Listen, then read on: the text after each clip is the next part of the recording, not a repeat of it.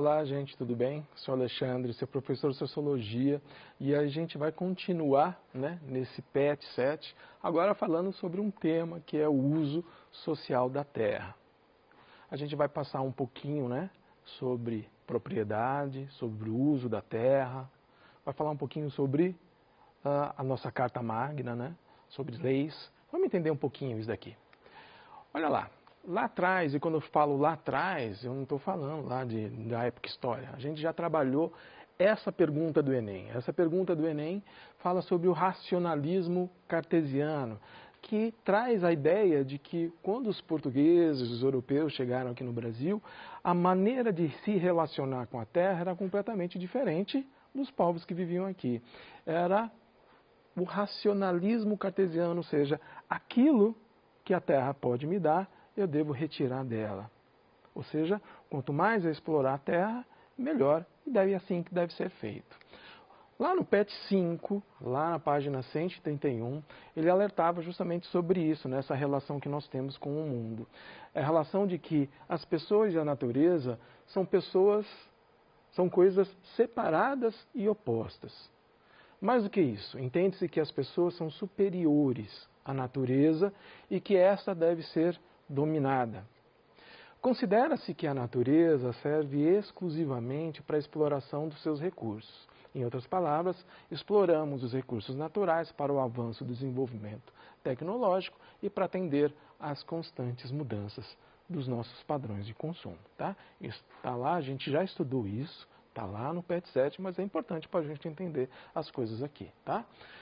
Na aula que a gente acabou de ter, a aula agora de produção agrícola, eu trouxe lá o mapa das capitanias hereditárias, e essas capitanias hereditárias foram modificando, mas se tratou de uma maneira de completamente arbitrária de se dividir o Brasil, com grande concentração de terra.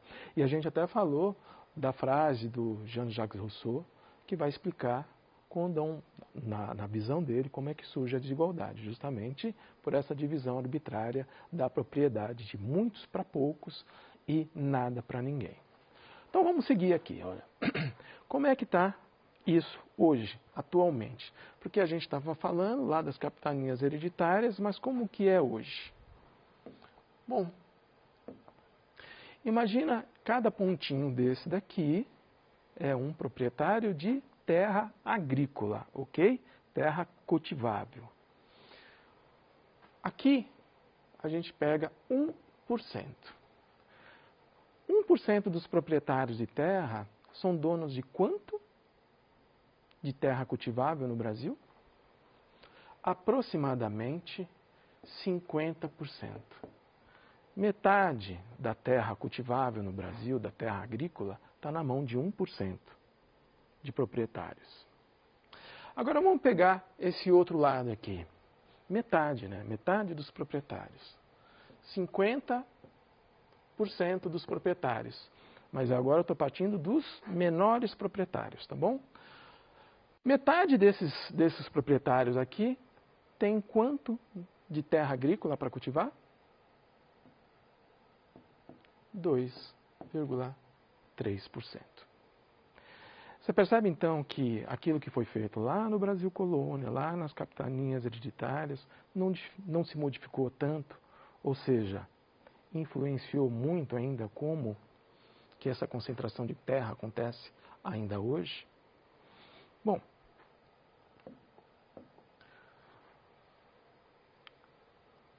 para isso então a gente vai ter que começar a falar um pouquinho sobre a nossa Constituição.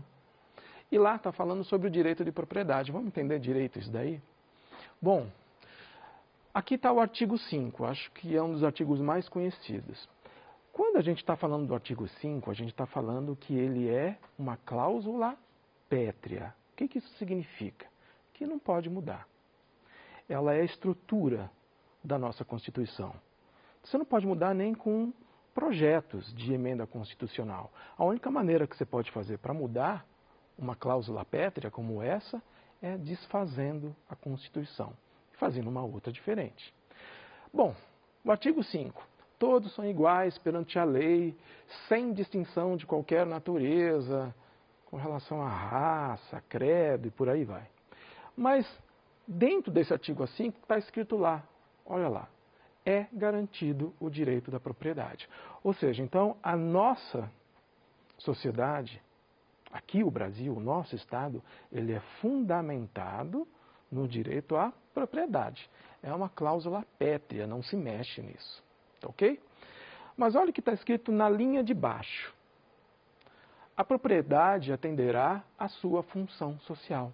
Então é uma cláusula pétrea, o direito à propriedade, mas tem um condicionante aí. Vamos entender melhor esse condicionante? O que vem a ser o uso social da terra? O artigo 12 dessa mesma Constituição começa a explicar para a gente. A propriedade privada da terra cabe intrinsecamente uma função social. E o seu uso é condicionado ao bem-estar coletivo. Ou seja, a terra ela tem que prover o bem da sociedade e não apenas daquele que é dono de fato dela.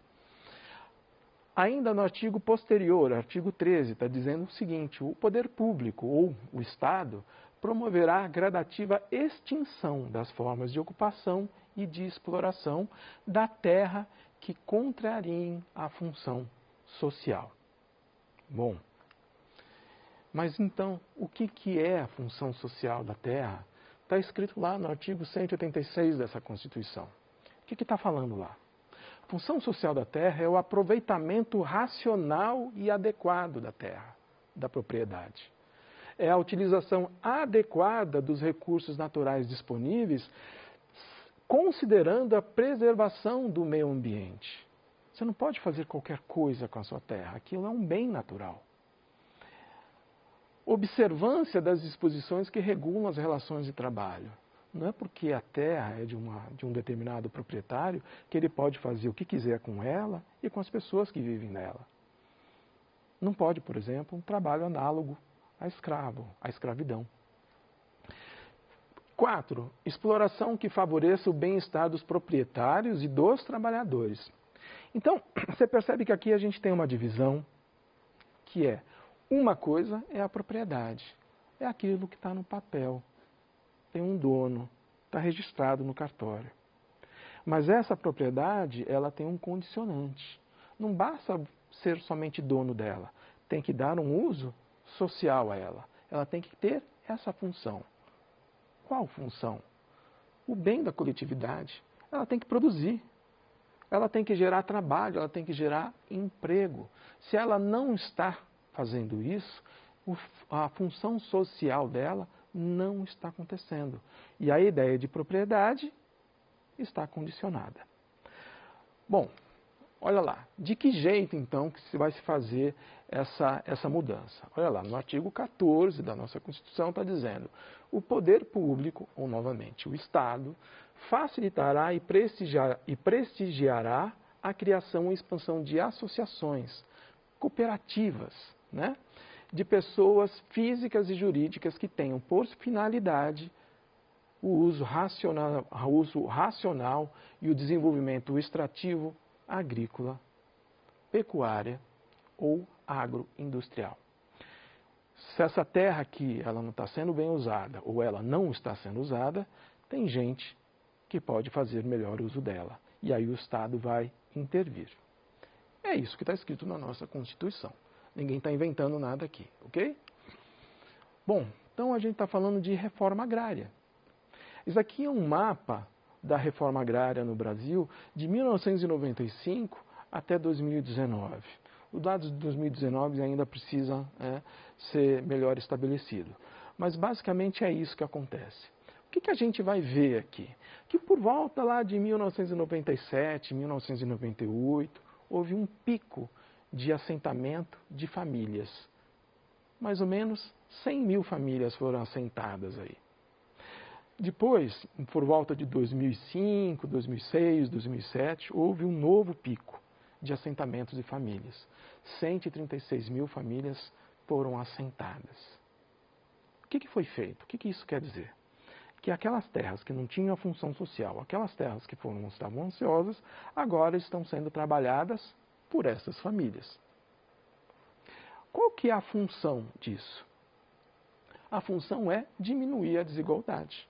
A gente não tem falado justamente da desigualdade no campo? Quando você faz a reforma agrária, então você diminui a desigualdade. E é importante diminuir a desigualdade porque, por mais que nós falamos nas ciências humanas, nas ciências sociais, que há desigualdade, que não há leis, a gente pode afirmar com um grande grau de certeza que as desigualdades, elas sempre vão gerar inúmeros outros problemas, principalmente de violência. Veja só, então faz a reforma agrária para diminuir a desigualdade, para diminuir a pobreza, para diminuir a violência no campo e também com o intuito de aumentar a produção.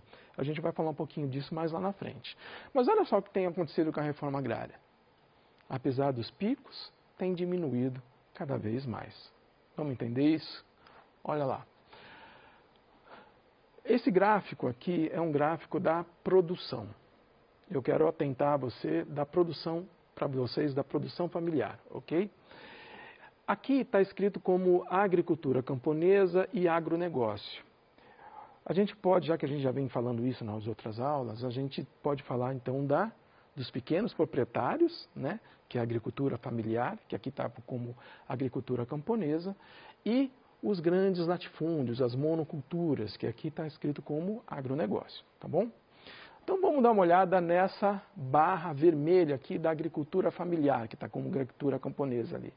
Olha só, 74% da mão de obra está nessas propriedades. É nela que se trabalha. Por que será? Né? Lembra que a gente falou na outra aula de Revolução Verde? A Revolução Verde é a utilização de maquinários. Aqui não se utiliza maquinário, se utiliza mão de obra, basicamente. Por isso que as pequenas propriedades empregam muito mais. 74% da mão de obra está nas pequenas propriedades. E o que elas produzem? Elas produzem praticamente a nossa comida. Olha aqui essa barra laranja. 70% da nossa produção de comida no Brasil, aquilo que a gente coloca no nosso prato, vem das pequenas propriedades. Ao contrário, a gente vai ver lá nas grandes latifúndios, na monocultura, que praticamente eles não empregam, são 26% da mão de obra ocupada só. E isso tende a diminuir com a mecanização dos processos. E a produção de comida, apenas 30% vem de lá. Ela basicamente produz para o mercado externo. Os tais dos commodities, para produzirem outras coisas. E olha que interessante. Quando nós falamos aqui em crédito, que essa parte aqui mais amarelada, a gente está falando de onde que vem o dinheiro para se investir, para se produzir mais. Pode vir do Estado, pode vir dos bancos. Onde é que esse crédito está concentrado? Olha aqui, 86% dele nos grandes latifúndios e não na agricultura familiar. Então você percebe que a gente precisa ter esses dados em mãos para a gente poder entender o que a gente quer. A gente quer mais comida no prato? A gente quer mais gente trabalhando? E mesmo assim o nosso crédito não vai para a agricultura familiar? A gente está financiando o outro lado? Percebe então como tem a questão dos interesses econômicos aí? Mas vamos seguir. No PET 7 está falando assim, olha, mas se a reforma agrária está prevista na Constituição desde 1988, por que até hoje não aconteceu efetivamente no Brasil? Está lá na semana 4 essa pergunta.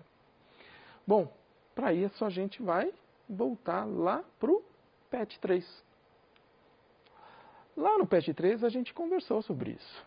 Olha lá. A gente conversou sobre movimentos sociais, a gente conversou sobre direitos. Então, como que a gente imagina os direitos? Como que a gente gostaria que eles fossem? A gente gostaria que o direito caísse do céu, não é verdade? Mas não é assim que ele é. O direito é algo que deve ser conquistado. Então existe aquilo que é direito de fato, aquilo que está na lei e aquilo que realmente acontece. Ok? Bom, então o direito é um processo de conquista. O que isso quer dizer? Que o fato de estar na lei já foi um processo de conquista. já houve luta ali, já houve pressão popular ali para que aquilo tivesse na lei. Mas o fato de estar na lei não significa que ele acontece na vida real. Então, é um processo de conquista. É importante estar na lei, porque estando na lei é quando a gente consegue cobrar mais facilmente que aquilo realmente aconteça com a gente. Mas aqui também está dizendo o seguinte, é um processo de conquista e também de luta permanente. O que isso quer dizer? Que aquele direito que a gente conquistou, a gente pode perder. Lembra lá da reforma agrária, que eu mostrei do gráfico, que a gente teve picos muito altos e depois de um determinado tempo, cada vez vem caindo, vem caindo, vem caindo, até que a gente chega num determinado momento que praticamente não tem mais nenhum assentamento? Percebe então como que isso é extremamente importante? Não basta conquistar, a gente tem que lutar permanentemente para que os direitos conquistados continuem acontecendo. Bom, lá no PET 7 diz o seguinte, ao contrário do que o senso comum costuma difundir, a reforma agrária não é uma política de Estado exclusivamente socialista. O movimento social pela reforma agrária, ele é muito visto como um movimento socialista, certo? Então, será que a reforma agrária é uma política exclusivamente socialista? Olha só, o que o PET 7 traz para a gente? Está vendo esses países aqui? Japão, uma ilhinha, uma ilhazinha desse tamanhozinho aqui. Os Estados Unidos, um país enorme, gigantesco. França, um país médio lá na Europa. Todos esses países, eles são o quê? Capitalistas. Muito capitalistas, inclusive. E em todos eles já foram feitos e ainda são feitos reformas agrárias. Então a gente não pode dizer que a reforma agrária é uma reforma socialista. Muito pelo contrário. Por que você acha que esses países fizeram essas reformas? Por que eles distribuíram terra? Será que é pela bondade? Uma questão filosófica? Uma questão religiosa? Ou será que tem algum interesse aí? Vamos entender isso melhor. Imagina aqui